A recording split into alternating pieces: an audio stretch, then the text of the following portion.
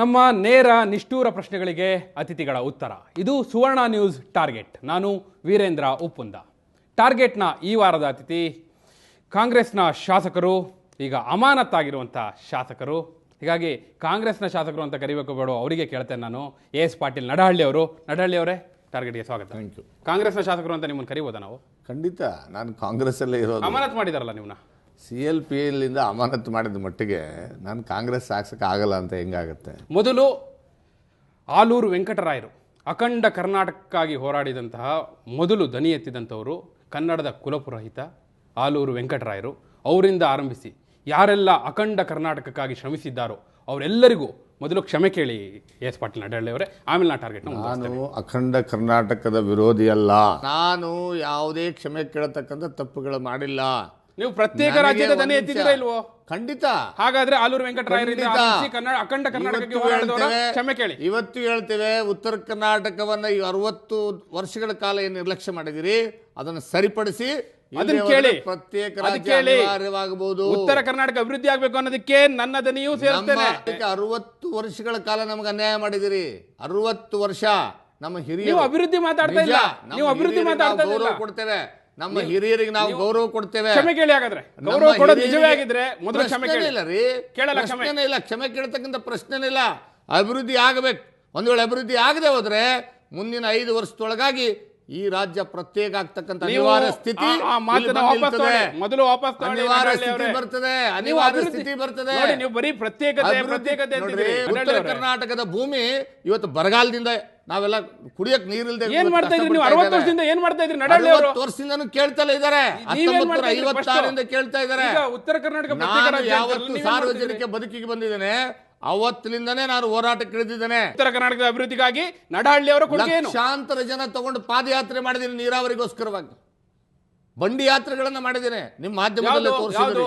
2009ರಲ್ಲಿ February 2ರಿಂದ February 14, 2009ರವರೆಗೆ ದೇವರಿಪ್ಪರಿಗಿಂದ ಆಲಿಮಟ್ಟಿವರೆಗೆ ಲಕ್ಷಾಂತರ ಜನ ತಗೊಂಡು ಪಾದಯಾತ್ರೆ ಮಾಡಿದ್ದೇನೆ. ಇದೇ ನಮ್ಮ ಕಾಂಗ್ರೆಸ್ ಪಕ್ಷದ ನಾಯಕರು ಆ ವೇದಿಕೆ ಮೇಲೆ ಭಾಷಣ ಮಾಡಿದ್ದಾರೆ. ಎಸ್ ಪಾಟೀಲ್ ನಡಹಳ್ಳಿ ಮಾಡಿರ್ತಕ್ಕಂಥದ್ದು ಸರಿ ಇದೆ ಅಂತ ಹೇಳಿ ಹೋರಾಟ ಮಾಡಿದ್ದೀನಿ ಅಂತೀರಿ. ಹೀಗಿರುವಂತ ನಡಹಳ್ಳಿ ಅವರು ಅಭಿವೃದ್ಧಿಯ ಬಗ್ಗೆ ಮಾತನಾಡಬೇಕೆ ವಿನಃ ಒಂದು ನಿಮಿಷ ನೀವು ಬೆಳಗಾವಿ ಅಧಿವೇಶನದಲ್ಲಿ ನಾನು ಪ್ರತ್ಯೇಕ ರಾಜ್ಯದ ಬಗ್ಗೆ ವಿಚಾರ ಮಂಡನೆ ಮಾಡ್ತೀನಿ ಅಂದ್ರೆ ನೀವು ಅಭಿವೃದ್ಧಿ ಬಗ್ಗೆ ಎಲ್ಲ ನೋಡಿ. ಒಂದು ವೇಳೆ ಈ ಸರ್ಕಾರ ಇದೇ ರೀತಿಯಾಗಿ ನೆಗ್ಲೆಕ್ಟ್ ಮಾಡಿದ್ರೆ ಅನಿವಾರ್ಯವಾಗುತ್ತೆ. ನೀವು ನೋಡ್ಬಿಡಿ. ಇನ್ನೊಂದು ವಿಶೇಷವಾಗಿ ನಾನು ಇಲ್ಲಿ ಘೋಷಣೆ ಮಾಡೋದಕ್ಕೆ ಆಸೆ ಪಡ್ತೇನೆ. ಮುಂದಿನ ಬೆಳಗಾವಿ ಅಧಿವೇಶನದಲ್ಲಿ ಪ್ರತ್ಯೇಕ ರಾಜ್ಯ, ಉತ್ತರ ಕರ್ನಾಟಕ ಪ್ರತ್ಯೇಕ ರಾಜ್ಯ ಮಾಡಬೇಕು ಅಂತಕ್ಕಂಥದ್ದನ್ನ ನಾನು ಅಸೆಂಬ್ಲಿಯಲ್ಲಿ ಮಂಡನೆ ಮಾಡ್ತೀನಿ. ಅಭಿವೃದ್ಧಿ ಮಾತಾಡಿದ್ರೆ ನೀವು? ನಾನೇನ್ ಮಾತಾಡಿದ್ದೇನೆ ಅವತ್ತು? ಈಗ ಹೇಳಿದ್ದೆ ಒಂದು ವೇಳೆ ಹೌದು ನಾನು ಒಪ್ಕೊಳ್ತೇನೆ. ಏನ್ ಹೇಳಿದ್ರಿ ಹೇಳಿ? ನೋಡಿ, ನೀವು ಅಭಿವೃದ್ಧಿ ಮಾಡದೆ ಹೋದ್ರೆ ಕೃಷ್ಣಾ ಕೊಳ್ಳದ ನೀರಾವರಿ ಯೋಜನೆಗಳ ಬಗ್ಗೆ ಒಬ್ಬ ರಾಜ್ಯದ ಮುಖ್ಯಮಂತ್ರಿಗಳು ಆ ಕೃಷ್ಣಾ ಕೊಳ್ಳದಲ್ಲಿ ಬಂದಂತ ಸಂದರ್ಭದಲ್ಲಿ ಏನ್ ಹೇಳ್ತಾರೆ? ಕಾಂಗ್ರೆಸ್ ನಡಿಗೆ ಕೃಷ್ಣ ಕಡೆಗೆ ಅಂತ ಮಾಡ್ಲಿಲ್ವಾ ನೀವು? ಇವತ್ತು ನೀವು 900 ಕೋಟಿ ಕೊಡ್ತೀರಿ ಒಂದು ವರ್ಷಕ್ಕೆ. ನಿಮ್ಮದೇ ಪಕ್ಷದವರು, ಬೇರೆ ಯಾರಲ್ಲ. ನೋಡಿ, ಪಕ್ಷ ಯಾವುದೇ ಇರಬಹುದು. ನಿಮ್ಮನ್ನ ಕಾಂಗ್ರೆಸ್ ಶಾಸಕರು ಅಂತ ಕರಿಬೋದ? ನಂಜುಂಡಪ್ಪ ವರದಿಯನ್ನ ಅನುಷ್ಠಾನ ಮಾಡೋದಕ್ಕೆ 30,000 ಕೋಟಿಗಳ ಕೊಡ್ತೀನಿ ಅಂತ ಹೇಳಿ ನಿಮ್ಮನ್ನ ಕಾಂಗ್ರೆಸ್ ಶಾಸಕರು ಅಂತ ಕರಿಬೋದ ಅಂತ ಕೇಳಿದೆ. ನಮ್ಮ ಇಲ್ಲ, ನೀವು ಬೆಳಗಾವಿ ಭಾಗಕ್ಕೆ ನೀವು ITBT ಬೆಳಗಾವಿ ಮತ್ತು ಹುಬ್ಬಳ್ಳಿ ಭಾಗಕ್ಕೆ ITBT ಪ್ರಾಜೆಕ್ಟ್ ಮಾಡಿ ದೊಡ್ಡದನಿಂದ ಕೈಗಾರಿಕೆಗಳ ಸ್ಥಾಪನೆ ಮಾಡಿ ಅಲ್ಲಿರ್ತಕ್ಕಂಥ ನೀವು ಯುವಕರಿಗೆ ಕಾಂಗ್ರೆಸ್ ಶಾಸಕರ ನೀವು ನೋಡಿ. ನಾನು ಇವತ್ತು ಕಾಂಗ್ರೆಸ್ ಶಾಸಕನೇ. ಯಾರೀಗ ಇವತ್ತು ನೀವು ಕಾಂಗ್ರೆಸ್ ಕಡೆನೆ ಪಟ್ಟು ತೋರಿಸ್ತಾ ಇದ್ದೀರಿ. ಪಕ್ಷನೇ ಬೇರೆ, ಸರ್ಕಾರಗಳೇ ಬೇರೆ. ಯಾವ ಪಕ್ಷನೂ ಕೂಡ ಅಭಿವೃದ್ಧಿ ಮಾಡಬೇಡಿ ಅಂತ ಹೇಳೋದಿಲ್ಲ. ತಾರಮತೆಯನ್ನು ಮಾಡ್ತಕ್ಕಂಥದ್ದು. ರಾಜೀನಾಮೆ ಬರೀತಕ್ಕಂಥ ಜನ ನನ್ನ ಆಯ್ಕೆ ಮಾಡಿ ಕಳಿಸಿರೋದು ನಮ್ಮ ಜನರ ಸಮಸ್ಯೆಗಳನ್ನ ಜನ ನಮ್ಮನ್ನ ಆಯ್ಕೆ ಮಾಡಿ ಕಳಿಸಿರ್ತಕ್ಕದ್ದು ನಮ್ಮ ಜನರ ಸಮಸ್ಯೆಗಳನ್ನ ವಿಧಾನಸಭೆಯಲ್ಲಿ ಪ್ರತಿಧ್ವನಿ ಮಾಡೋದಕ್ಕೆ ಕಾಂಗ್ರೆಸ್ ಪಕ್ಷಕ್ಕೆ ರಾಜೀನಾಮೆ ಕೊಡೋದಕ್ಕೆ ನನಗೆ ಕೊಟ್ಟಿಲ್ಲ. ಕಾಂಗ್ರೆಸ್ ಪಕ್ಷದ ತತ್ವ ಸಿದ್ಧಾಂತಗಳಿಗೆ ಬದ್ಧನಾಗಿ ಇವತ್ತು ಕಾಂಗ್ರೆಸ್ ಪಕ್ಷದಲ್ಲಿದ್ದೇನೆ. ನಿಮ್ಮ ಪಕ್ಷದವ್ರು ಏನು ಮಾಡ್ತಿಲ್ಲ ನೀವೇ ಹೇಳ್ತೀರಿ. ನೋಡಿ, ಒಂದ್ ನಿಮಿಷ. ಸರ್ಕಾರನ ಬೇರೆ ಅದಕ್ಕೆ ನಮ್ಮಲ್ಲಿ ಯಾಕೆ ಹೊಣೆ ಮಾಡ್ತೀರಿ?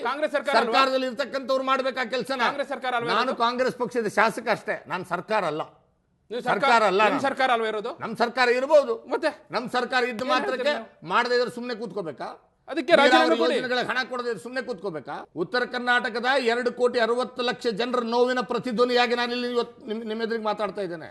2 ಕೋಟಿ 60 ಲಕ್ಷ ಜನರು ಅಭಿವೃದ್ಧಿ ಆಗ್ಬೇಕು ಅಂತ ಕೇಳ್ತಿದ್ದಾರೆ. ಅಭಿವೃದ್ಧಿ ಮಾಡ್ಲಿಕ್ಕೆ ನಿಮ್ ಪಕ್ಷದ ಮೇಲೆ ನೀವೇ ಶಾಸಕರು. ನಾವು ಅದನ್ನೇ ಕೇಳ್ತಾರೆ ಸ್ವಾಮಿ. ನೀವು ಇವತ್ತು ಮಾಡ್ತೀನಿ ಅಂತ ಹೇಳಿ ನನ್ನ ಹೇಳಿಕೆ ವಾಪಸ್ ತಗೊಂತೀನಿ. ಇವತ್ತು ಸರ್ಕಾರ ಸಭೆ ಕರೀಲಿ, ಎಲ್ಲಾ ಶಾಸಕರ ಸಭೆ ಕರೀಲಿ.